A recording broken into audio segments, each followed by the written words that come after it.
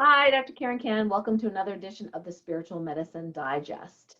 And I am in the layer of Doctor Strange. So I thought I would, some of you are like, that looks really familiar. Where is she? Yes, and I did get a haircut. Hope you like it.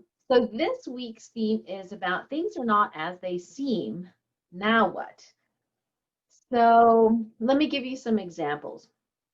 So in Conversations with Source, every week I ask, well, what is going on that would be good and for the highest and greatest good for me to report to others spiritually. So I'm kind of like the messenger. Um, and every week it's, different. Sometimes it's very different and odd and hard to explain.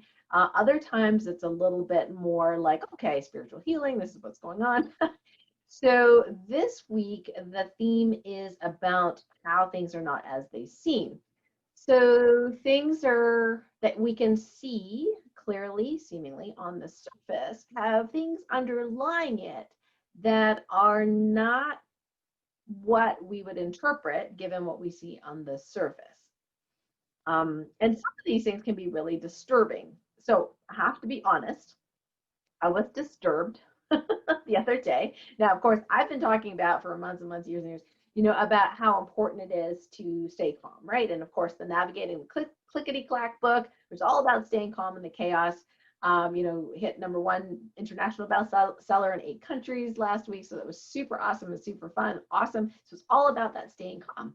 The neat thing is that in the past, I would be really hard on myself if I was having a reaction. Now, I just see that I'm having a reaction and observe that I'm having a reaction and go, what? I'm having a reaction.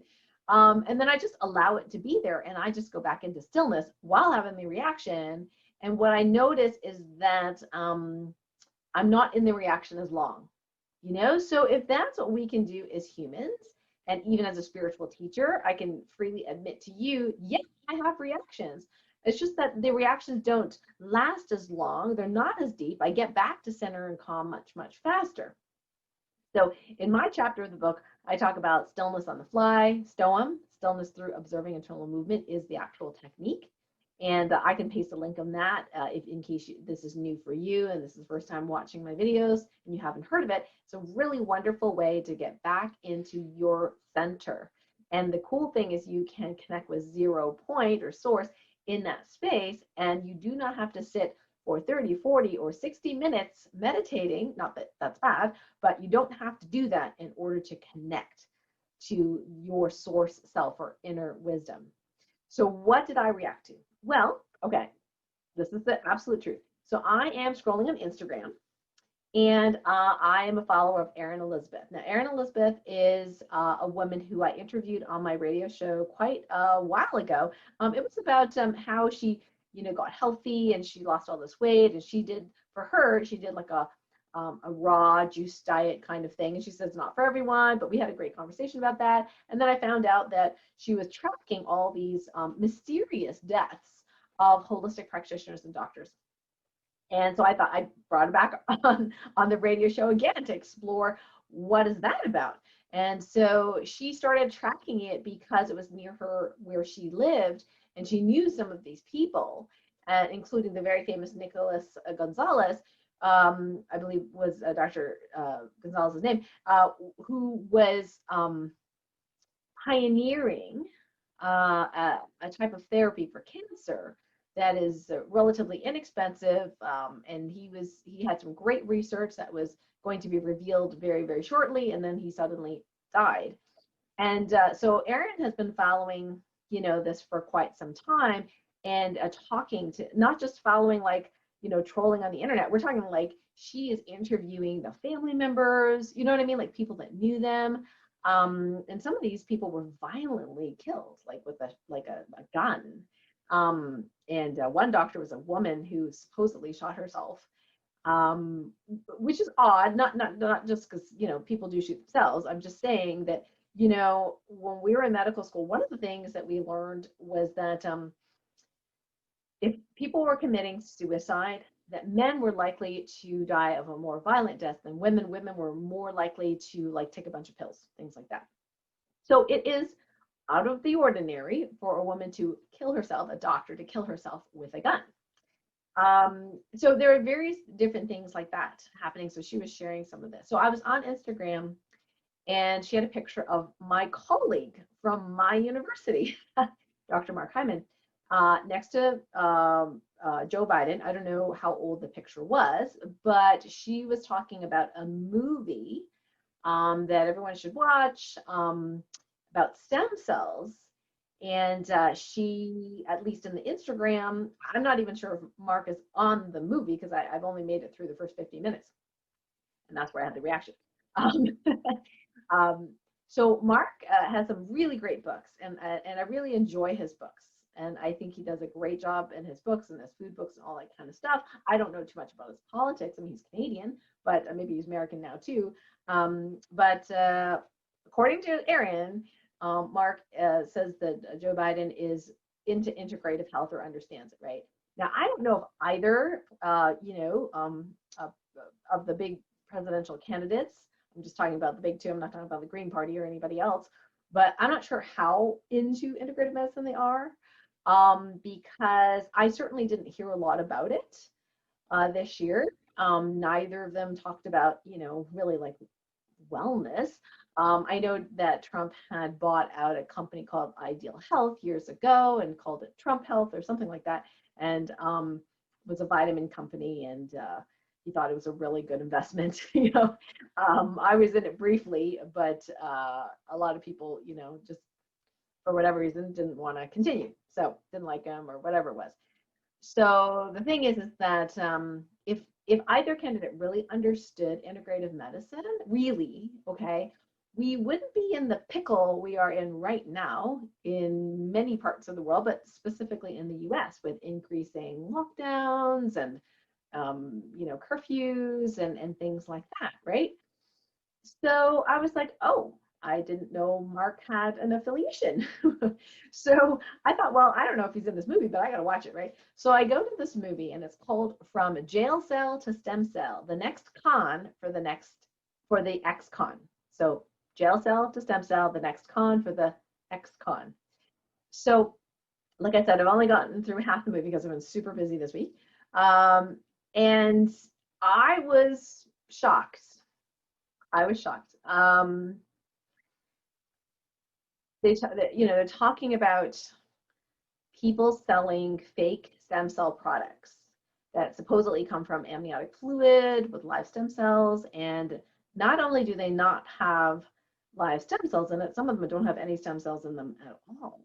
And not only that, a whole bunch of people got injured because one was tainted with fecal matter, E. coli bacteria. And one guy went from, lost 30 pounds in a very short period of time. He was really sick. He had florid infections. And then they talked about the people that were promoting it. And one of the person I actually interviewed on my radio show as well, because I really liked his movie. Now, I'm not really sure whether he knew that he was working with an ex-con, but that ex-con was in jail for something else, but then decided to sell the stem cell stuff. And at first, I heard, the FDA is coming down on some stem cell clinics, and I'm thinking, well, yeah, it's natural medicine. Probably they're, trying to, shut down natural medicine. But come to find out, there are definitely people out there, like there were a whole bunch of chiropractors that were learning, from the ex-con and their associates how to sell this stuff really well and have a really high closure rate. You know what I mean? And it's like, well, what did they do? Fake the studies? Like how would all these thousands of doctors or chiropractors agree to sell the stuff without knowing how safe it was and whether there were, double-blind placebo-controlled trials? Anyway, I don't really know the details yet. I've only gone through 50 minutes of the movie, but definitely had the reaction because I was like, wait a second, I bought that documentary on stem cells. I haven't watched it, but I bought it sort of like I'm going to watch it later, because I thought, well, how exciting. And of course, because I am a distributor for a phototherapy patch that activates stem cells. Thankfully, they're your own, so you don't worry about, the infection rates or, autoimmunity, anything like that. Light stimulates your own, and yes, there's double-blind studies and, lab studies, urine studies, all that kind of stuff, very transparent, right? So, but here's the thing, is that sometimes things are not as they seem, and sometimes things you're not getting your way. Maybe what's for the highest and greatest good, and this is what happened to me. So I, was like, hey, I contacted the filmmakers of the docuseries and said, hey, this is really exciting that you're doing this. I'd really love for you to interview David Schmidt maybe next time that you do the documentary, because he has this amazing phototherapy product. I really want you to check it out. So I got connected to whoever was in charge at that point, not the original person I interviewed, who kind of gave up the reins. And so, he ended up had a conversation with David, had some samples, and never heard from him again. But I kept getting these emails to say, hey, go to this doctor's clinic and get evaluated for stem cells and da. And I'm like, yeah, that's not what I'm interested in. I already have a product, that I'm really happy with, but would love to, maybe talk to one of your doctors about it. Well, I never got anywhere with them. And the universe was just like, no, not that way, Karen. Right? It was literally, I was like, that's a dead end. Okay, fine, whatever. Right? But literally the universe was saving me from being associated with the documentary, who then had the ex-con in there that I didn't know there was an ex-con in there, and so I didn't get associated with this. And so the universe was really saving me, but I was not getting what I wanted. But on the surface, it looked like, oh, I didn't get what I want, but really I was being saved from a really, really bad situation. So, yes, so I did have that reaction. I went into stillness and so released some of that. And I've yet to watch the rest of the movie, which I definitely will. I'll put a link to that movie if you want to see it. But it was definitely eye-opening. I did share it because I did feel it was really important that people really take responsibility for questioning if they're getting stem cell injections, okay, really questioning where do they come from, what's the data, like make sure that it is safe. Because some of these patients that they interviewed in this documentary about, from jail cell to stem cell, it was just so sad. I was really teary-eyed just hearing their stories. And I was thinking, how could any doctor, here we go again. How can any doctor do that to their patients? I love my patients. I love my clients. And I just couldn't imagine just making a whole bunch of money on people and having something that was unsafe. Well, maybe they didn't know it was unsafe, but the thing is, you're injecting it inside somebody, like you better make sure it's safe, right? Okay. Let's move on. Yeah, so what else, is not what they seem? Well, the election is very interesting in the U.S. We've got the two sides. We've got the Democratic side who is celebrating about, Joe Biden's now the president, and then come to find out there's all these court cases and all these suits, and I don't know, like, I don't understand this. I don't even understand Canadian politics, let alone U.S. politics. So I guess we do not for sure have a new president, but people are celebrating, people in Canada celebrating, people, breathing a sigh of relief. And I was like, why are you breathing a sigh of relief? Shouldn't you be calm no matter who's president, really? So,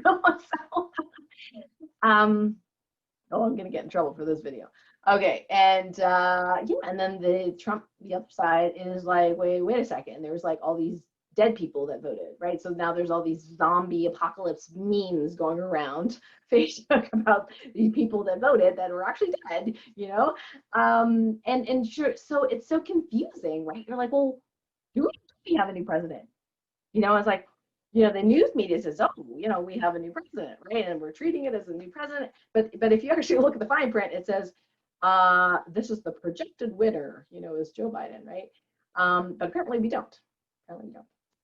So there's a lot of things going on in the background and court cases, and Do I absolutely know what's going to happen? No. Are you kidding me? No, I don't know. I don't know. Do I have a preference? Probably.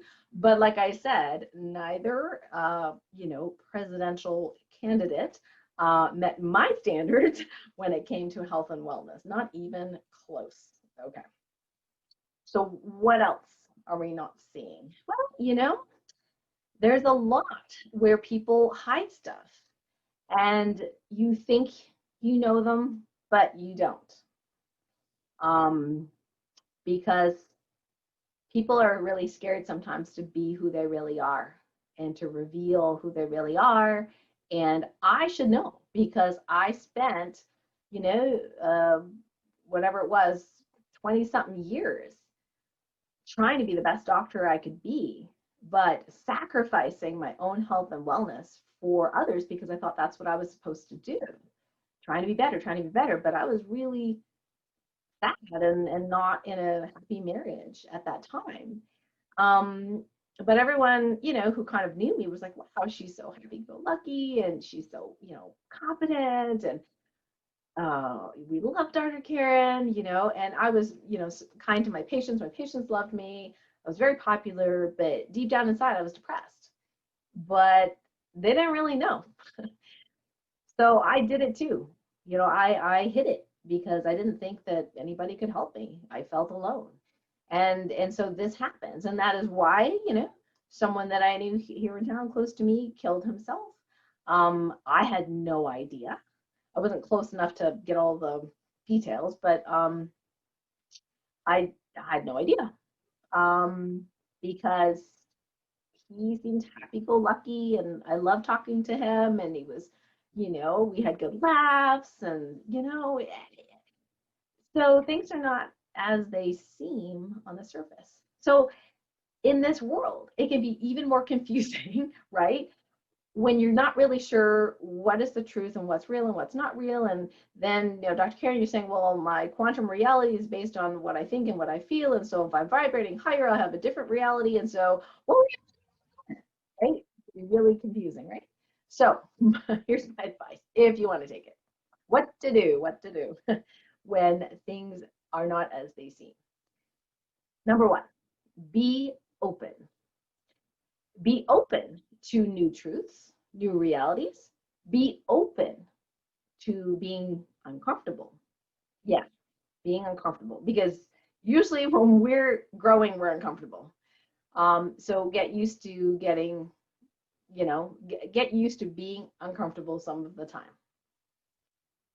And be open for change. And it's might be very, very difficult.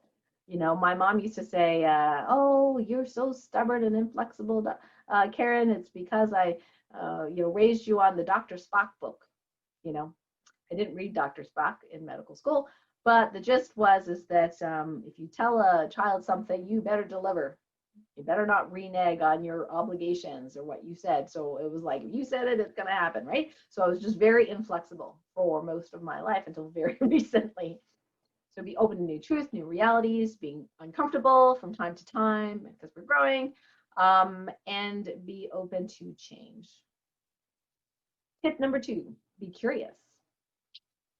Be curious. Go, this isn't what I was expecting. So, okay, what's the lesson? Maybe the lesson is be more discerning, or maybe the lesson is be compassionate.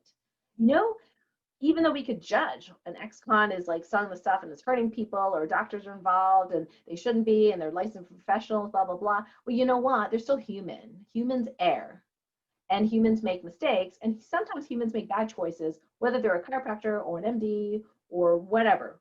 They may not be an ex-con, but sometimes they make bad choices. So can we be compassionate to them? I know I have a little tough time, especially with the MDs, right? Because being one, okay, I have very high standards. So I have to work on that a little bit.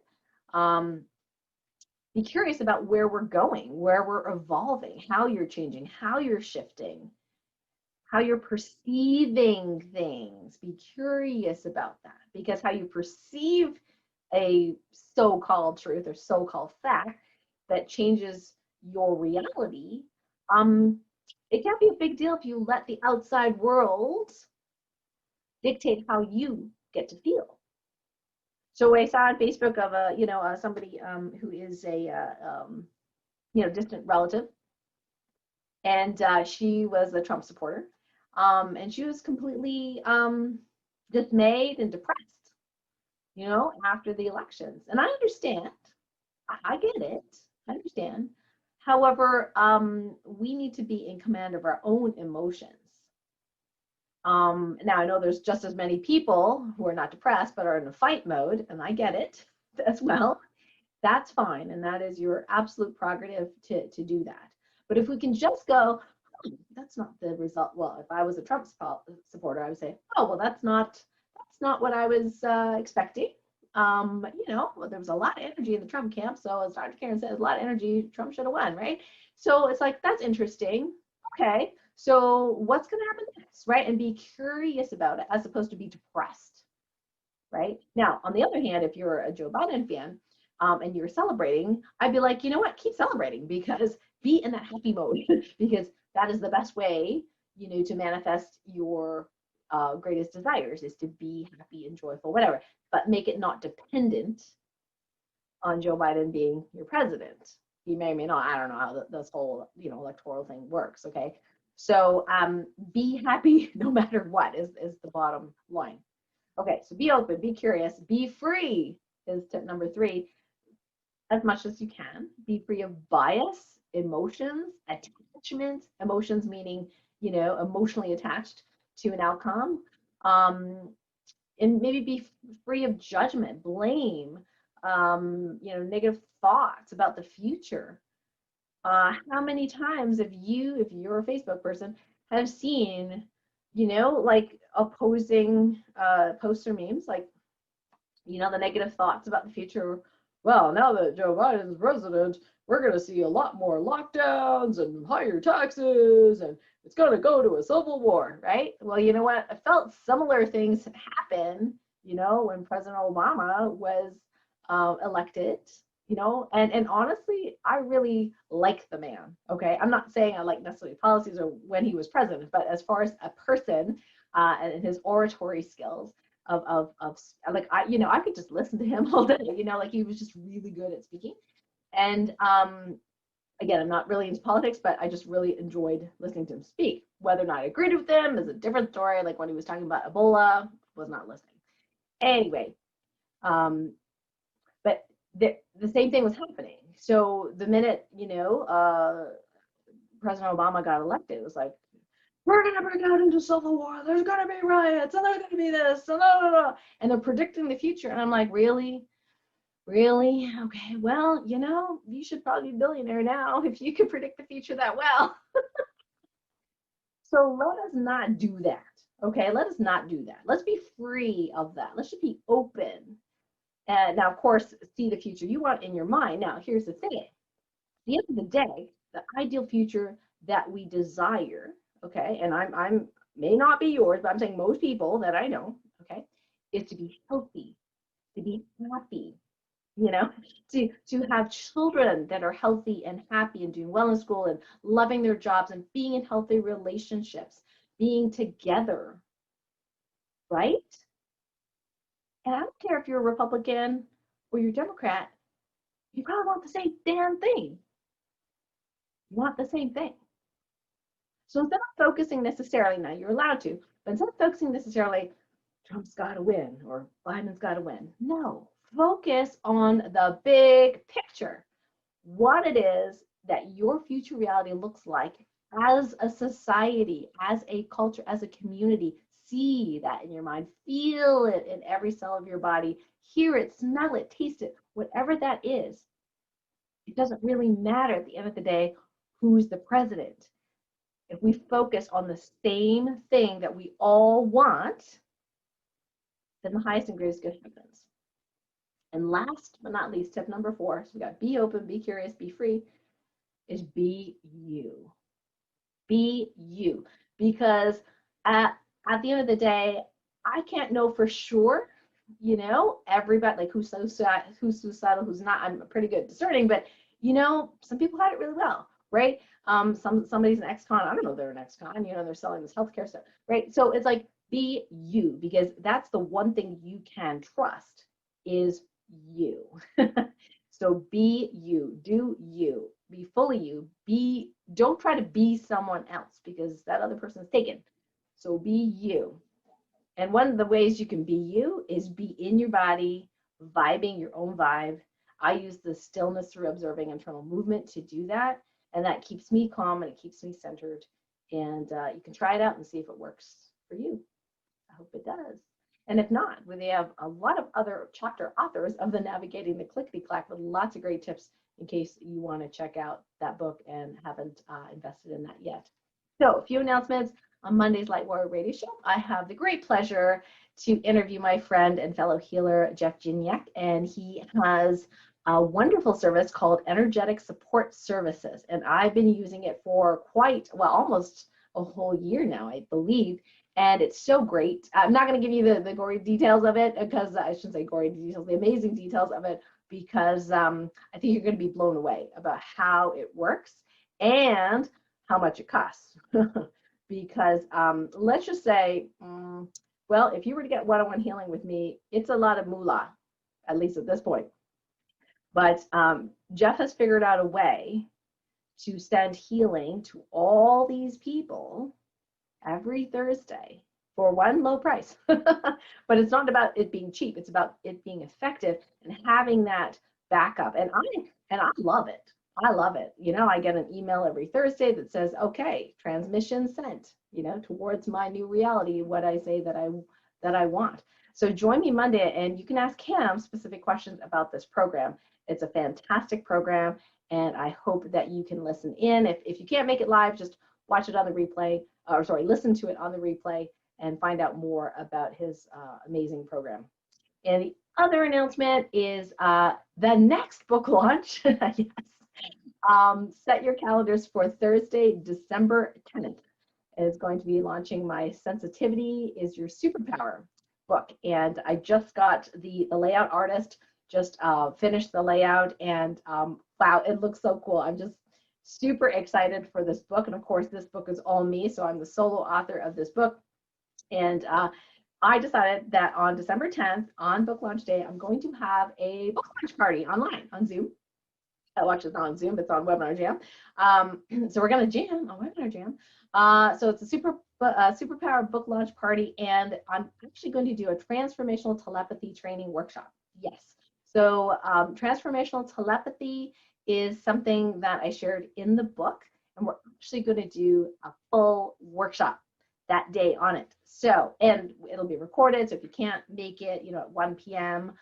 Eastern on that day, you can watch the replay. Now, if you can make it live, it's great because we will be actually gifting, gifts to everyone, but there will be some people picked out. We're going to use wheel names,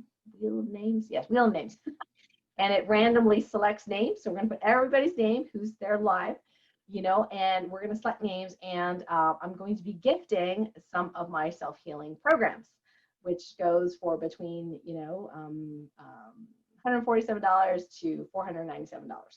So I would love to have you there live. And there's no link just yet, but I will be sending it in the email. So if you're on my email list, KarenCan.com, you just put your name and email to get the freebie.